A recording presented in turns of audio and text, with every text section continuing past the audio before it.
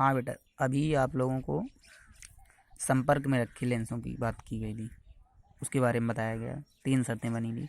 उसके आगे एक व्यंजक है, इसको भी ध्यान से देखते हैं, बहुत अच्छा व्यंजक है बेटा। हेडिंग होगी पतले उत्तल लेंस की फोकस दूरी, वो भी आपको न्यूटन के सूत्र से निकालनी है। किस सूत्र से? न्यूटन के सूत्र से। पतले उत्तल लेंस की फोकस दूरी न्यूटन के सूत्र से। अगर न्यूटन का सूत्र नहीं जोड़ता है तब हमने फोकस दूरी निकाली थी। पतले उत्तल लेंस की फोकस दूरी 1/f बराबर n-1 कोष्ट में 1/r1 माइनस 1/r2 निकल के आई थी। यहाँ पे न्यूटन के सूत्र से निकालनी है। तो बेटा ध्यान से देखेंगे, हेडिंग ये होगी आपकी और चित्र आपका ये बनेगा। पतला उत्तल लेंस लिया गया है जो कि यल है, इसका ध्रुव अथवा मुख्य अक्ष O माना गया है। इसकी मुख्य अक्ष के समांतर कोई वस्तु रखी है AB, इसका प्रतिबिंब CD पर बनता है। O से ये बेटा पहले तल में फोकस दूरी F डैश मान के चलते हैं, दूसरे तल में फोकस दूरी F डबल डैश मान के चलते हैं। O से F डैश तक की दूरी F1 है, O से F डबल डैश तक की दूरी F2 है, C से F डबल डैश तक की दूरी X2 है, A से F डैश तक की दूरी X1 है।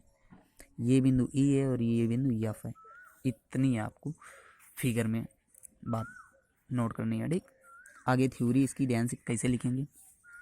माना एक पतला उत्तल लेंस L जो वायु में स्थित है, जब इसकी मुख्य अक्ष के समांतर वस्तु AB रखी जाती है तो इससे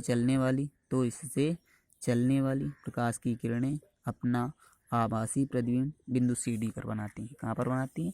CD पर बनाती हैं। अतः इस लेंस की फोकस दूरियां पहले तल के लिए F डैश और दूसरे तल के लिए F डबल डैश हैं। अतः इस लेंस की फोकस दूरियां पहले तल के लिए F डैश तथा दूसरे तल के लिए F डबल डैश हैं। इतनी थ्योरी है। फिर लिखेंगे तब, बेटा ध्यान से समझेंगे, एक त्रिभुज बन रहा है तब ABF डैश, तब त्रिभुज ABF डैश व समरूप त्रिभुज कौन सा है?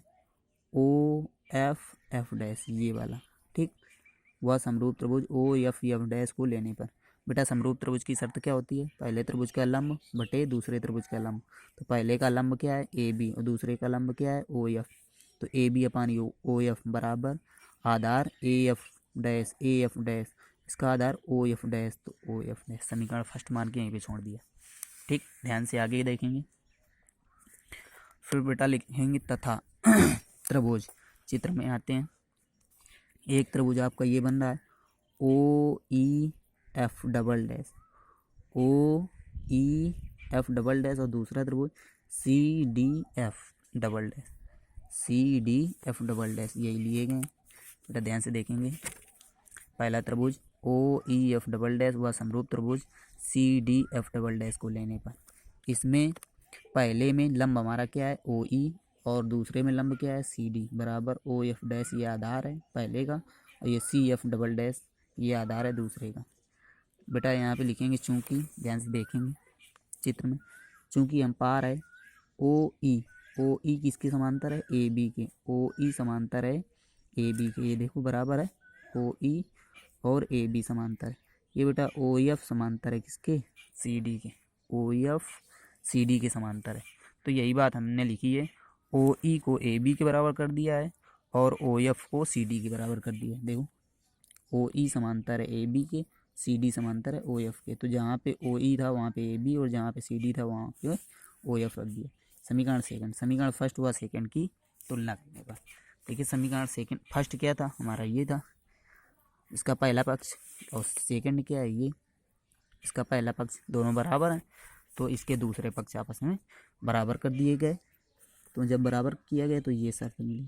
बेटा यहाँ पे लिख दिया चूँकि फिगर में जो दूरियां दर्शाई गई थी, AF डैश तक की दूरी X1, OF डैश तक की दूरी F1, OEF डबल डैश तक की दूरी F2, CF डबल डैश तक की दूरी X2 है। मान रखे गए, हल किया गया, संयुग में गुणा कर दिया गया, ये कंडीशन है। बेटा यहाँ तक आपको नोट करना है। इसके बाद लिखना है, ये न्यूटन का सूत्र है। इसके बाद लिख देना, यदि लेंस के दोनों ओर के माध्यम जो है, लेंस का पहला माध्यम और दूसरा माध्यम, लेंस के दोनों ओर के माध्यम समान हो तो बेटा जैसे हमने पहले माध्यम की फोकस दूरी एफ डैश मानी थी और दूसरे माध्यम की फोकस दूरी एफ डबल डैश, मतलब पहले माध्यम तक की फोकस दूरी F1 मानी थी और दूसरे माध्यम तक की फोकस दूरी F2 मानी थी, तो वही अगर समान हो जाए तो F1 बराबर F2 बराबर F हो जाएगा। जहाँ पे F1 F2 था वहाँ पे F रख देंगे, x1 x2, ये F स्क्वायर हो जाएगा। F स्क्वायर बराबर x1 इंटू x2, तो F बराबर under root x1 into x2। ये हमारी बेटा फोकस दूरी है पतले लेंस की, वो भी न्यूटन के सूत्र से।